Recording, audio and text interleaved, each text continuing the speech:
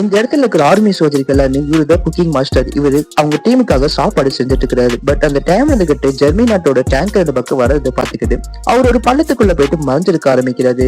யாருக்கும் தெரியாம உள்ள இருக்க பாத்துக்கிட்டு இருந்துகிட்டு அந்த ஜெர்மனிஸோட டேங்க் வந்துகிட்டு அவங்க இருக்கிற இடத்த எல்லாமே சூட் பண்ணிட்டு இருக்காரு. அதே இடத்துல வந்துகிட்டு ஒரு கஷ்டப்பட்டு செஞ்ச சாப்பாடு அந்த இடத்துல தள்ளி விட்டு போயிடாரு.